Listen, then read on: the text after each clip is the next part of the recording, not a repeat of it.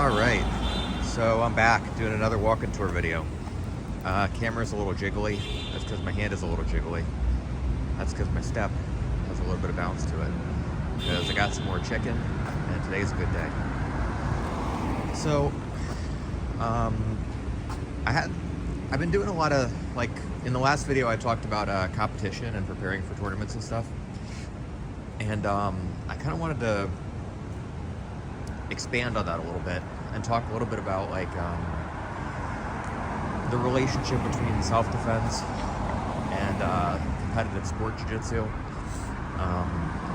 the point system, or one of the point systems, or the many point systems and rule sets in competitive sport jiu-jitsu, and sort of see where that goes. So I guess I'll start with some of the criticisms of Brazilian Jiu Jitsu as a self-defense art. So with Brazilian Jiu Jitsu, we spend a lot of time grappling on the ground. And there's sort of this old trope that, this old saying from an old Gracie in action video where Corey Gracie is talking about how I think 90% of street fights go to the ground. And there's been sort of a lot of marketing about ground fighting and Brazilian Jiu-Jitsu and street fighting and self-defense, and there's sort of this sense that the boundaries between all those things are unclear. There's just sort of this nebulous cloud of all those activities.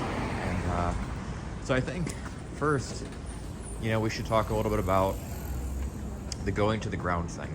So in Brazilian Jiu-Jitsu, there's this idea that in a fight, you take it to the ground, you control the person, and then maybe you submit the person after that.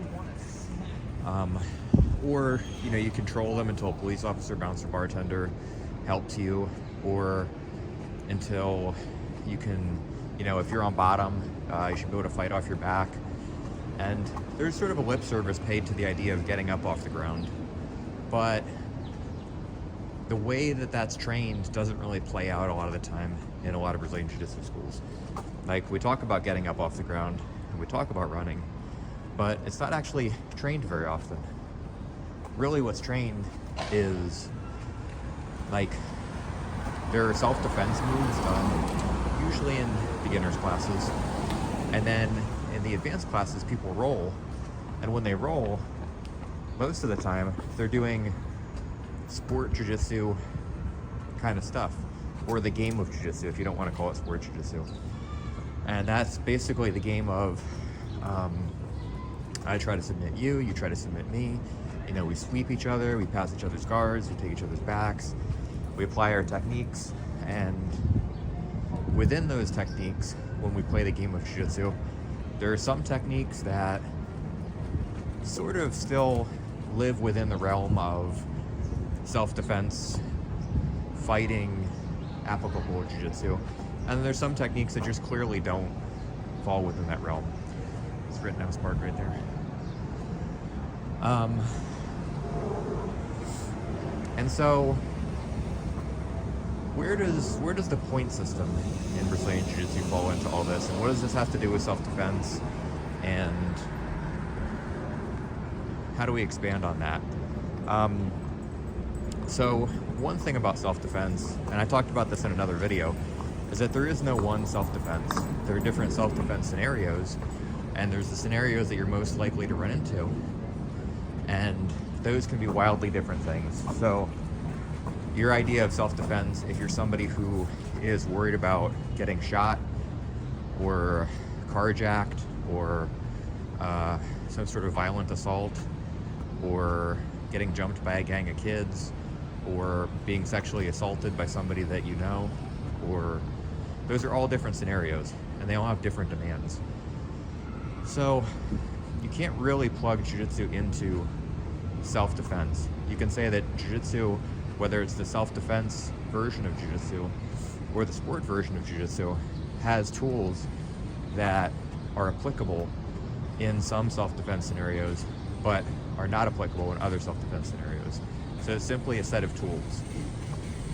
And then once you get past that layer, right, then there's the training layer. So if Brazilian Jiu Jitsu has techniques and tools that will theoretically allow you to be successful in some scenarios and not other scenarios, then how you train those tools becomes important, because it's not enough to just know what to do.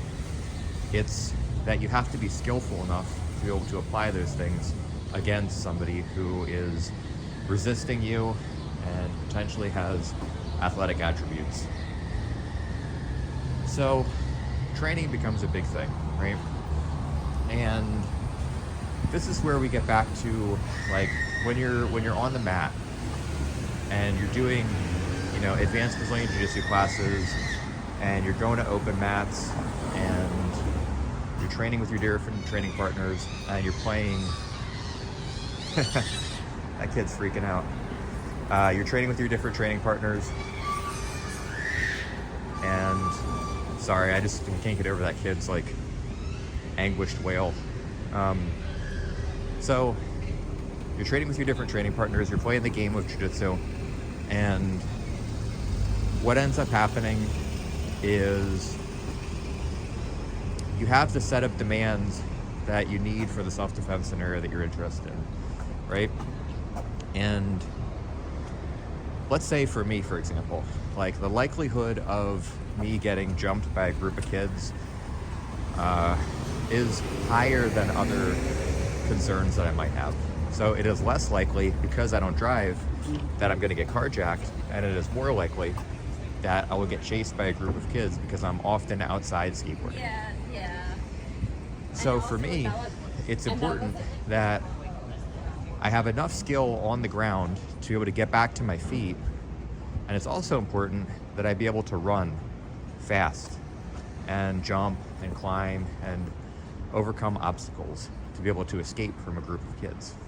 And I don't mean like 6-year-old kids, I mean like teenagers, which, there's a lot of teenagers that are going and doing some crazy stuff right now in Philly. So that's a valid concern for me. So if I'm training jiu-jitsu for self-defense, then which of those skill sets can I practice against a resisting opponent during open mat, which is where the majority of my resisting training time is going to play out? Well, I can train the skill set of getting up off the bottom and being able to either get on top of somebody else or escape from pins and get back to my feet. And then when I get back to my feet, I can practice disengaging and being able to run away. But that doesn't make for a very interesting jiu-jitsu match. So if we're playing the game of jiu-jitsu during open mat, and I'm trying to reconcile the demands that I care about in self-defense with the skills that I need to develop for self-defense, and reconcile those things with playing the game of jiu-jitsu in a way that's going to be fair, fun, and rewarding for my training partners, then I got a balancing act to do. So I got to pick those skills that I can develop during open mat that fit within all three of those Venn diagram circles. And so let's say I'm successful doing that, right?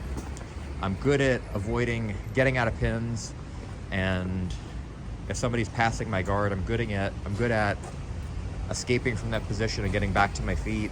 And if somebody takes me down, I'm good at getting back to my feet and being hard to hold down. Okay, so those are all things that I can reconcile with the sportive game of jiu-jitsu. And this is where talking about the point system is valuable, because if those are the skills that I need to develop in Brazilian Jiu-Jitsu, then it's I need an incentive to practice those skills with urgency to get better and better and better at those skills during open mat. Like if open mat is a time to play the game of jiu-jitsu and my training partners might not have the same goals as I have, then I need some sort of incentive to keep myself accountable and keep some sort of urgency to building the skill of aggressively getting back to my feet and being hard to hold down, and being able to escape from pins. And so that's something that generally in wrestling is strongly developed skills. So for example, if you ever do jiu-jitsu and roll with a wrestler, generally if you sweep them, they're very hard to keep down. They're good at popping back on top. And if you do get them on their back, they're good at disengaging and getting back to their feet. They practice those skills. And similarly, in certain Brazilian Jiu-Jitsu point systems, if you get swept, you end up giving up 2 points. If somebody passes your guard and holds you down to side control, you give up 3 points. And so you are incentivized to, if you get swept, get back on top. If you get taken down, avoid staying on the ground and either popping back to your feet or quickly re-sweeping your partner and getting on top of them to even the score. And if you're on the other side of things and you do take somebody else down, if you're playing by a point system where takedowns are rewarded or sweeps are rewarded with points or guard passes are rewarded with points, then you're also incentivized to develop the skill set of holding somebody down who doesn't want to be held down, which in certain self-defense scenarios is a very valuable skill. So, what I'm saying is that if you have any sort of goals of self-defense in jiu-jitsu, there's, like I said before, there's a toolkit, there's a technical toolkit that you have available to you. And some of those tools are more applicable to certain self-defense situations than other tools. And one of the great criticisms that people outside of Brazilian Jiu-Jitsu have about Brazilian Jiu-Jitsu is that it spends too much time on the ground. There's too much focus on 90% of all fights go to the ground. And there's not enough in practice being hard to take down and getting back up off your feet if you do get taken down. But what I just outlined for you right there is an incentive structure based on points for you to not get taken down, for you to not get swept, for you to build a strong skill set of getting back to your feet if you do get taken down, and getting back up on top if you do get swept, and being hard to pin. And some of the ways you do those things in Brazilian Jiu-Jitsu is by turtling. So for example, you'll see often in competitive Brazilian Jiu-Jitsu, and Nogi especially, if you watch ADCC, somebody during the points time period gets taken down and they turtle rather than putting their butt on the mat and accepting the takedown. Because if you turtle, then there's no points given. And in International Brazilian Jiu-Jitsu Federation tournaments, if you turtle from a takedown and your partner keeps one of your knees on the mat for 3 seconds, they score 2 points. So there's even further incentive to, if you get taken down, to not turtle, but to get back to your knees, get off your knees quickly, and get back to your feet. Or at least re-sweep the person off of the takedown so it's a neutral score. So there's a strong incentive to practice those things, and the points creates a sense of urgency for you to develop those skills where you'll fight harder to not get taken down, and you'll fight harder to not get swept, and you'll fight harder to not get pinned after a guard pass than you would if there's no point system in place at all. And you can see that play out in submission-only tournaments. So when you look at submission-only tournaments, there's an incentive to submit your opponent, and depending on the rule set, there's an incentive to be able to survive without really worrying about position, survive long enough to make it to overtime, where then you would either start on your opponent's back or they would start on your back. So there's a different incentive structure in submission-only tournaments. But in points tournaments, those actions of being hard to score on and hard to keep down and hard to put on your back are strongly incentivized. And again, the number one criticism that other martial arts and people who have an opinion about Brazilian Jiu-Jitsu have of Brazilian Jiu-Jitsu is that we're too ready to stay on the ground. So I think you get what I'm getting at there. Now, the interesting thing is that within Brazilian Jiu-Jitsu, there's criticism from the self-defense people about the sport jiu-jitsu people. The self-defense people often talk about,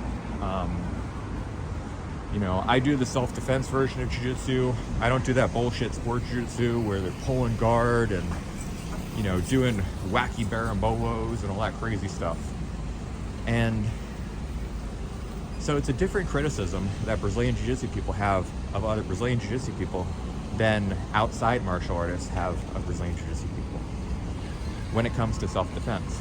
So the self-defense style Brazilian Jiu-Jitsu people often criticize sport Jiu-Jitsu people for those things of guard pulling and not fighting for the takedowns and, doing acrobatic and dynamic movements that are pretty flashy, right? Whereas self-defense jiu-jitsu is good old straight meat and potatoes, bare bones, fighting jiu-jitsu. Take down, pass the guard, mount, choke, take the back, rear naked choke, that kind of stuff. And I can see that there's an argument to be made there, right? So you get good at what you train, right? And so if in sport Brazilian Jiu-Jitsu, you only train guard pulling and you only train dynamic, fancy spider monkey moves that involve a lot of spinning upside down and things like that, I can see that, your body will be trained to do some of those things. However, the thing about all those fancy moves is that they all lead to the same place. There's only a certain amount of high percentage submissions that people go for. And usually those are triangles, arm bars, rear naked chokes, guillotines, and, give or take like a heel hook or things like that. That's the majority of those things. And so sport jiu-jitsu people, even though they may be criticized for pulling guard and doing spider monkey kind of stuff, generally they're good at the end positions. So they're good at taking the back, they're good at the rear naked choke, they're often good at top positioning and guard passing. And they use fancy techniques to get there, but that's because the game of jiu-jitsu requires some amount of competitive advantage. So you're not going to be successful at any kind of high level consistently, most people aren't, if you just do very simple, basic jiu-jitsu. And yes, you can cite Gordon Ryan and Roger Gracie and those people, but they're very rare. Who is the Roger Gracie of a featherweight division in competitive jiu-jitsu? Who is somebody that doesn't do any fancy stuff and just take down, pass the guard, side control, mount, take the back, choke? If you can find those individuals, they're extremely rare. The vast majority put their efforts into doing things that give them some sort of competitive advantage over their opponents. And that competitive advantage is usually going to be something that doing some sort of elaborate technique that their opponents are not well prepared for. So, spider monkey stuff in some cases, or things that on the surface might not seem good for self-defense.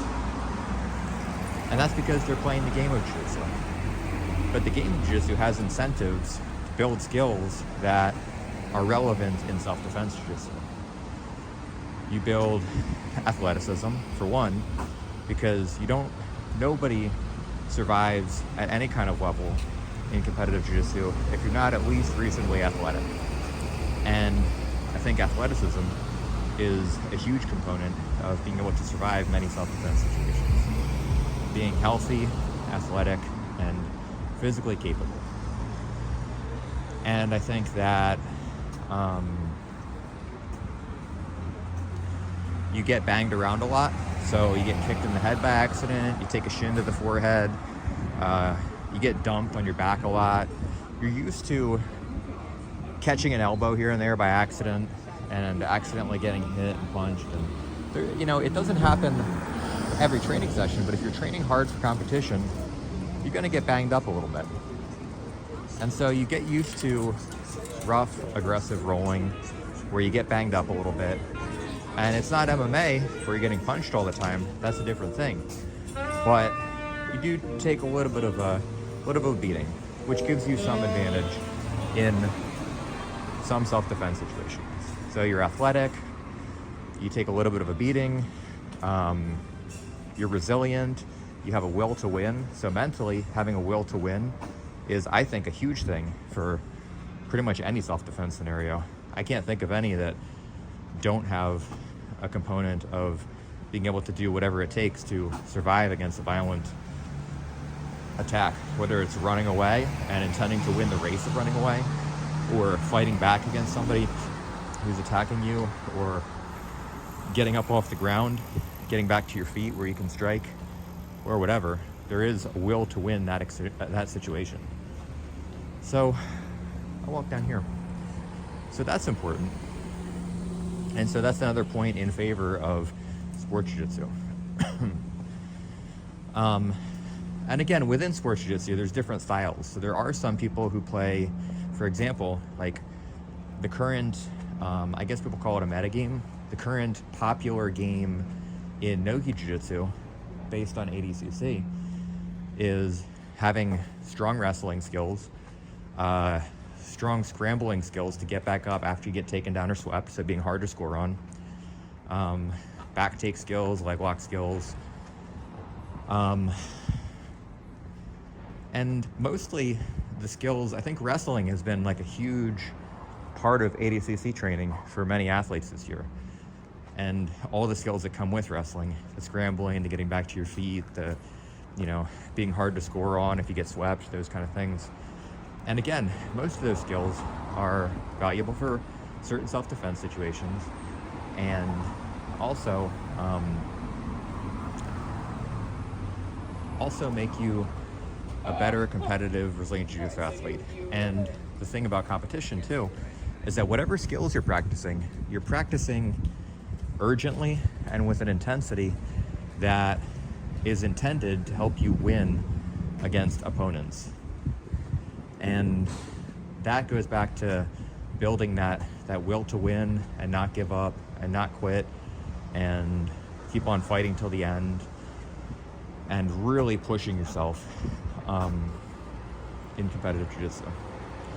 So if we go back to the original claim by self-defense oriented jiu-jitsu people that sport jiu-jitsu is full of guard pullers and people who do fancy stuff and they're all about scoring points, well, in some senses that's correct, but I think the pieces that are missing from that argument are that if they are all about points, it's important to note what the points incentivize.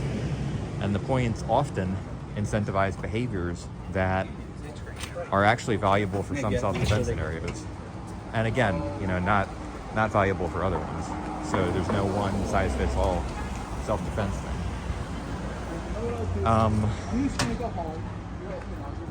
And then the guard pulling thing, well, I mean, yeah, if you never work your takedowns and you're only a guard puller, I think, you know, there's some validity to that comment. I would ask if the self-defense jiu-jitsu people practice their takedowns and train their takedowns in a realistic way consistently, so that, like, are you better than the people you're criticizing? Are you doing takedowns more than competitive jiu-jitsu people are doing takedowns? And if you are you practicing them against a sufficient level of resistance to become skillful at them? And if the answer to that is yes, well, cool, that's awesome. You sound like you're on the right track. And if the answer is no, then you probably shouldn't be criticizing competitive jiu-jitsu people for pulling guard when you never practice your takedowns and you're probably not any better prepared than they are for self-defense scenarios. So I guess my point is that there's not really, I don't think anybody's 100% correct. I think there's valid points that people outside of jiu-jitsu make and people inside of jiu-jitsu make about Brazilian jiu-jitsu as a self-defense art and the competitive aspect, the sport aspect of Brazilian jiu-jitsu.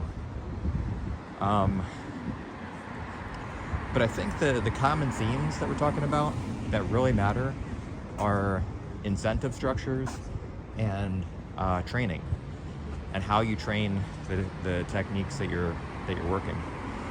And so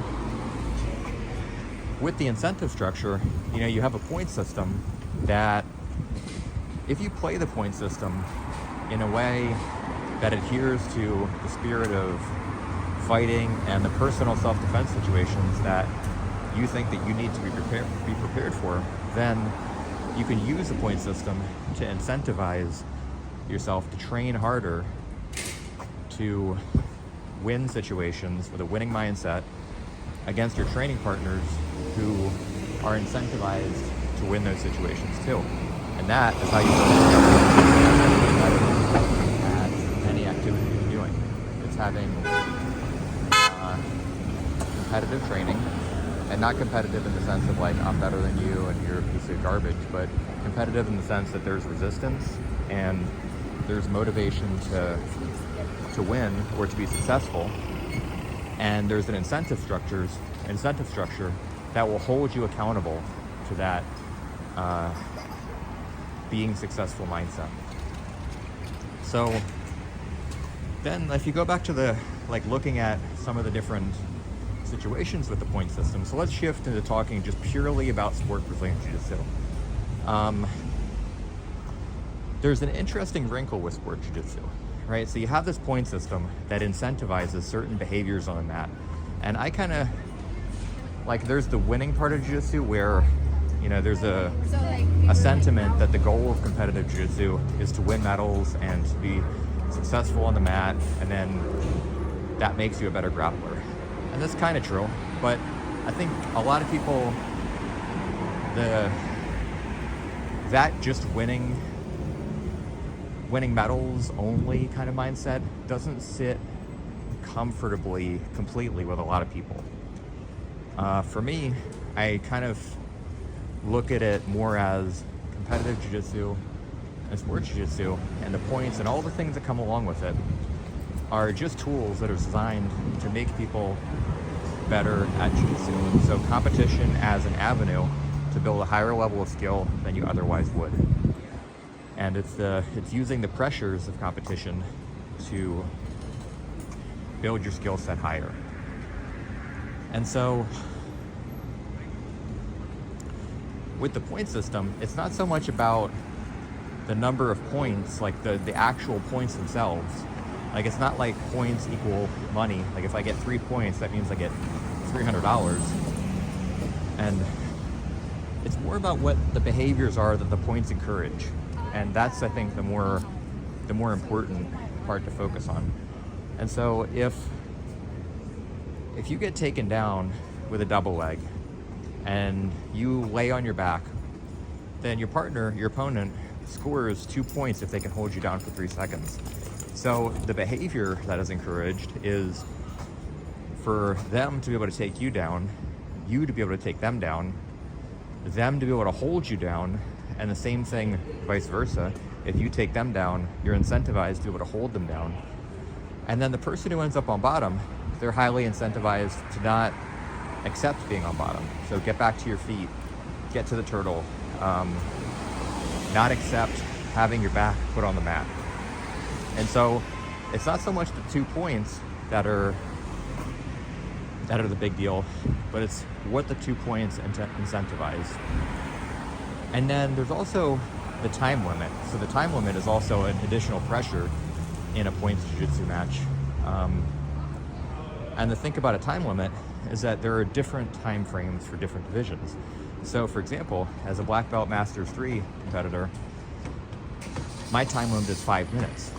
And what that means is that 5 minutes can be a pretty short amount of time. And so if I get taken down a minute and a half into a 5-minute match, that means that I can't get back to my feet or to my knees or whatever. That means that I'm down by 2 points. And I have 3.5 minutes left to recover that score, which I can do with a sweep, but that just evens the score. So I'm incentivized to not only be able to sweep people, but be hard to keep down and be able to do sweeps that don't take a lot of time to set up. So fast sweeps, which is why you'll see more like people doing like single legs, double legs, wrestling, that kind of stuff, because those are fairly quick from a lot of open guard situations.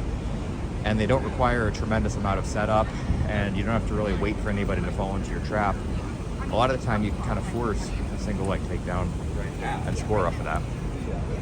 So you're incentivized to build skill in those particular techniques because there's a short time limit. If I did the adult division, that's a 10-minute round, right? And so with a 10-minute round, what ends up happening is you have more time to work, but you also have to be more careful with your energy levels. So doing techniques in the beginning of a match that are very expensive energetically can put you ahead on the scoreboard, but if in the second 5 minutes of the match you're exhausted because you spent all your energy in the first 5 minutes of the match, unless you're a great submission artist and you're just good at finishing matches in under 3 minutes, under 5 minutes, then you wasted a bunch of energy in the first half of the match, and you're going to get scored on a bunch in the second half of the match if the other person has more energy than you at that point in time. So, so what I'm saying is the pressure from the time limits is a whole different consideration, and that changes the way that the points are played, and it changes the kind of pressure that points offer. So 2 minutes, somebody gets a double leg on you and they score 2 points 2 minutes into a 3 minute, or in 2 minutes into a 5 minute match, offers a different type of pressure than somebody who double legs you 2 minutes into a 10-minute match or a 20-minute match. Totally different types of pressure, totally different paces, intensities, etc. So the variables in a competitive jiu-jitsu match create incentive pressures that force you to develop certain skills and change the behaviors that you exhibit on the mat.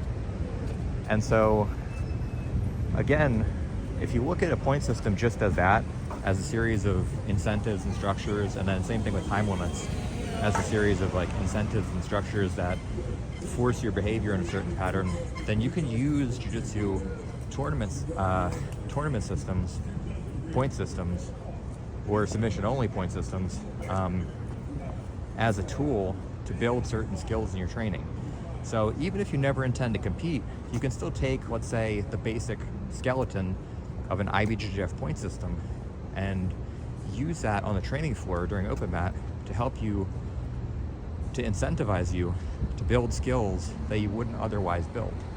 And some of those skills may be useful for certain self-defense situations. So maybe, you know, that point system, the skills that you develop intersect with the demands that you have for the self-defense situations that you're concerned about.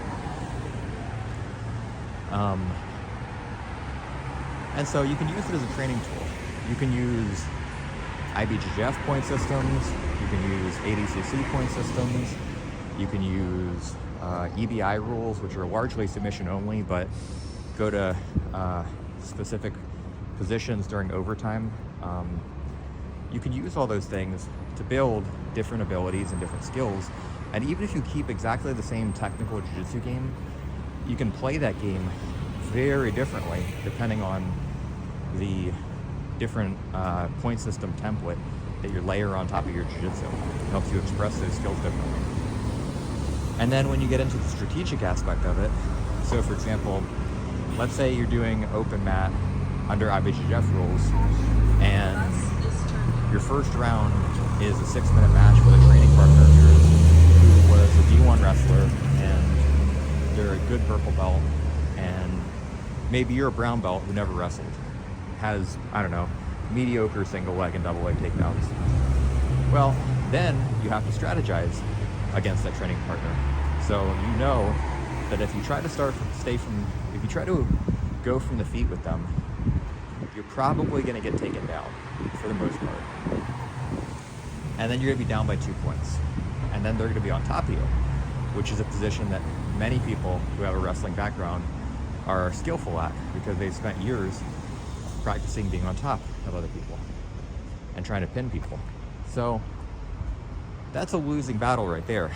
And so in that case, if they take you down and you're down on points and they're on top of you, then you have to be good enough at sweeping them or taking the back and then pinning them either with back control or sweeping them and pinning them on bottom of a guard position or in side control of the mount to keep them there, which is also exceptionally difficult against people who have wrestled at a high level in school.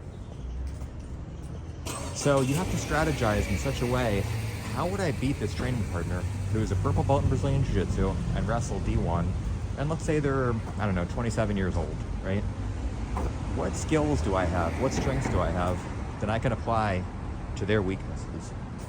Do I pull guard and then immediately attack leg locks? Are they a purple belt who's savvy at defending leg locks? Are they good at leg locks too? So it turns into this interesting sort of strategy game that you can then layer even further on top of the point system and the time limits and all that. So it turns it into a very interesting chess game, Jiu-Jitsu. Sorry. That's okay, after you. So it adds a pretty cool dimension to it. And you can also play like you know how in the back of certain newspapers there's like chess puzzles where you have a king, a queen, and a pawn in the corner of a chessboard, and you have to get checkmate in 3 moves or less, right? How do you do it? You can kind of do the same sort of puzzles with those kind of constraints, with the point system, with time limits, and then with different opponents' skill sets. You got a purple belt D1 wrestler on top of you in butterfly, or top of you in half guard, and there's 1 minute and 30 seconds left on the clock, and you're down by 5 points. How do you win? Can you submit them? Is there some sort of way that you can sweep them and then pass the guard to even the score up and hope you win a ref decision? So it turns into a very interesting, back of the newspaper kind of puzzle that you can use to practice specific skill sets, late stage scoring against different opponents, things like that. And again, if there are certain self-defense skills that you need to develop, you can play those puzzles in such a way that helps you develop certain self-defense skills that you want to develop. So I think you get what I'm saying with all that. And now, if we kind of circle back to the original thing about self-defense Brazilian Jiu-Jitsu, oftentimes, like old school Brazilian Jiu-Jitsu people often talk about Jiu-Jitsu having 3 aspects to it, right? There's the traditional Brazilian Jiu-Jitsu canon of self-defense techniques. And then there's Vale Tudo, which is anything goes fighting, which is basically a free version of MMA. And then there's Jiu-Jitsu, which generally the old school people mean IBJJF point system Jiu-Jitsu when they say sport Jiu-Jitsu, even though there are a variety of point systems now, as we've kind of talked about at length. And so what's interesting about that 3-headed Cerebus dog of Jiu-Jitsu is that all 3 of those heads aren't really the same thing. Like, the self-defense Brazilian Jiu-Jitsu techniques are largely very similar to like traditional martial arts, Japanese Jiu-Jitsu techniques or if you ever did Kung Fu or Karate, how people practice applications out of a kata or a form. So bad guy has a knife and they're doing a specific knife strike, maybe they got the knife facing down and they're doing that overhead chop to try to stab you, and then you block it and do an Americana to their arm and take them down. And it's got that sort of choreographed traditional martial arts kind of vibe to it. And that is a very interesting thing, because what people love so much about Brazilian Jiu-Jitsu is that it's a sparring martial art. And that's true if you do the Vale Tudo aspect or if you do the sport Jiu-Jitsu aspect. There's sparring, so you learn an armbar, and then you drill it, you do positional sparring, and then you try it out against your training partners in sparring, and you see what you need to do to fix it, and then you get better at doing the armbar against a resisting opponent. And so the sport Jiu-Jitsu aspect, that's very clear. Everybody knows that's part of it. In the Vale Tudo aspect, which is basically morphed into mixed martial arts, in that aspect it's the same thing.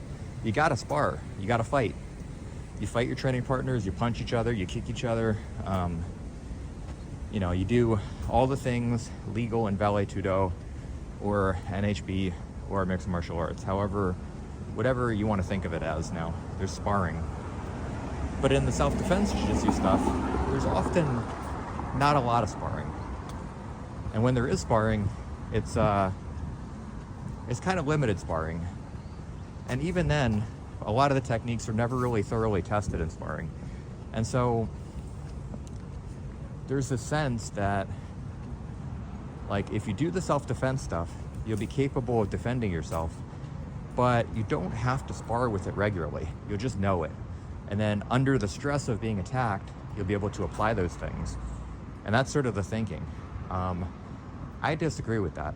I don't think that drilling, like, for example, a knife defense, you know, in, like, for 6 months in a beginner's program, or 3 months or 4 months or whatever, and then never doing it again, will prepare you for somebody actually trying to stab you with a knife. Especially if you don't spar with it, and especially if you don't consistently train it and spar with it regularly, keeping that skill sharp. And similarly, you couldn't be expected to go into a jiu-jitsu tournament and win with an armbar that you learned 5 years ago and only drilled and never sparred with and never practiced again. So we always go back to that sense that if you want to get good at something, you got to have regular exposure to it, so that skill has to stay sharp. There's got to be a drilling component, a positional sparring component, a sparring component, and consistently working on that skill against a higher level of resistance that will build greater skill over time. And so then you end up with this thing where you have the traditional Brazilian Jiu Jitsu canon of self-defense techniques that people very seldom spar with. And so, but you're just convinced that it'll help you defend yourself. And to me, that doesn't make sense. What does make sense is taking those techniques and sparring with them. And you actually can spar with them. Like, very few of those techniques are dangerous enough that you cannot spar with them. So the old traditional martial arts argument that, well, we can't spar with it because it's too deadly and I don't want to kill my training partners, that doesn't really hold for a lot of the old school self-defense Brazilian Jiu Jitsu techniques. Like, you can actually take a fake knife and have somebody, like, you know, try to stab you, and you can see if the knife defenses actually work. You can take, you know, a fake gun and see if the gun defenses work. You can take, you know, have somebody put you in a headlock, have somebody sucker punch you. It's very hard to simulate some of the surprise stuff, like somebody sneaks up behind you and grabs you around the neck. But I have found a way to do it, and it actually works pretty well for simulating surprise. You know, basically what you do, there's a cat video called Nyan Cat, which is like a pixelized cartoon cat, and it's like a 10-hour video on YouTube. And it's, you know, there's a cat with a rainbow, like, prancing through the air for 10 hours, singing like the most obnoxious song you've ever heard in your life, and it instantly distracts you. I don't care who you are. I've tried it a million times. You instantly get roped in and absorbed into it. So if you wanted to practice surprising, like the element of surprise during self-defense jiu-jitsu, you can put a phone in your training partner's hand, put that video on, wait for like 20 seconds until they get absorbed in it, and then immediately wrap their neck up and try to drag them to the ground. And a lot of the time, they will be surprised because you get so distracted and drawn in by that video that even if you know it's coming, you forget that you're supposed to be waiting for somebody to reach around your neck. So it's not perfect, but that's the best way that I've found to simulate that kind of surprise. So all these things can be tested. And so if you do the self-defense Brazilian Jiu-Jitsu techniques, I would recommend that you hold them to the same standard that you would hold an armbar that you plan on using in sport jiu-jitsu competition, or a guillotine that you plan on using in a Vale Tudo or mixed martial arts fight. Test it out, spar with it, and then what you're going to notice is that some of those techniques don't hold up to sparring. They just don't. Like, even against people with no training, some of those techniques fail miserably. And then some of those techniques are passable. They work okay. And then some of those techniques are almost identical to what you'll see in current mixed martial arts competition. And so what that means is that those techniques actually work against trained opponents who are highly motivated and incentivized to beat each other. So they're studying how to actually fight with each other, and they're fighting with each other regularly. And you'll still see some of those old school Brazilian Jiu Jitsu self-defense techniques in some form or another. So the upside to testing those self-defense techniques under pressure, in sparring, you could even assign a point system to it. Like, every time you successfully stab me, you get 2 points, right? If you need further incentive aside from getting stabbed. But you need incentive, you need pressure, you need sparring. And then once you have all that, then you can judge that if the techniques are worth keeping. So should I practice these techniques and keep on getting better at them? You can see which techniques just simply aren't salvageable. You can see which techniques actually kind of work and need a little bit of tweaking and a little bit of updating, but you can make them work successfully under reasonable stress. You can see what techniques are actually just don't really need that much modification. They can be used fine. But it's subjecting them to that same thought process of testing, sparring, keeping what works, getting rid of what doesn't work, the stuff that kind of works, evolving it to make it better and make it more successful and more high percentage. The same standard that we hold sport jiu-jitsu and ballet tudo / mixed martial arts jiu-jitsu. And what's interesting about that is, like, to me, that just makes perfect sense. If sport jiu-jitsu, people feel that sport jiu-jitsu is important, right? They feel that it's important to win medals for their school. They feel that winning mixed martial arts fights is important. And it's not just because you take damage if you aren't careful. That's a big part of it. You don't want to get hurt. But there's a big pride thing on the line. People want to win in MMA because it sucks to get beat up by somebody else in front of everybody. And it's the same thing in sport jiu-jitsu. It sucks to get choked in front of your students, in front of your friends, in front of your parents, whatever. And so there's an incentive to do everything in your power to make sure that what you're doing is in fact effective and the way you're training it is effective. Now, what's interesting is that with self-defense stuff, the stakes are even higher. If you're truly concerned about self-defense situations, then that's not a matter of getting choked in front of your brother or your mom. That's a matter of, like, possibly getting killed or maimed. And that's a much bigger deal than getting choked. And similarly in mixed martial arts, like, yeah, you don't want to get beat up in front of people. That sucks. That's a big blow to your ego. But in a self-defense situation, the stakes are even higher because there's no referee that will stop the fight. So if you have 3 people that knocked you off your bike and they're stomping you, then you have a lot more incentive to be able to survive that than to be able to win in a mixed martial arts fight. And they're both dire, but one is much more dire than the other. And so you would think that with self-defense, you do everything in your power to train it in such a way that you know for sure that not only would the skills that you're practicing work, but that you're training them in such a way that they'll work under the best kind of pressure you can test them under. So I think in a way there's a little bit of a bait and a switch that happens with self-defense Brazilian Jiu-Jitsu and sport Brazilian Jiu-Jitsu, because I think, like I said, some of the self-defense techniques are fine. Some of them are good, and you can see them play out in sportive competition because they're the best possible answer for that particular situation. Some of them are terrible. Some of them just don't work against anybody resisting you. So I think you have to test them, and you have to get rid of the ones that don't work, and you have to improve the ones that show potential of working, and you have to train the ones that actually work. And you need to do those things with some sort of game to help you build skill and an incentive structure whether it's points or some other incentive, some incentive structure to add urgency to your training that will make you push your skill in those things to a higher level against resistance. So, man, that was a lot of talking. That's like 50 minutes. That was a long walk. I'm almost done. I don't really have that much more to say.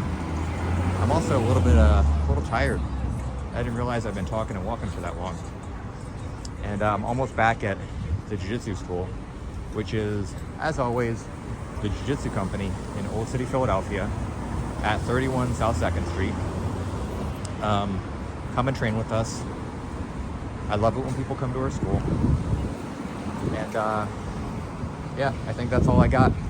All right, have a good night. Thank you. Bye.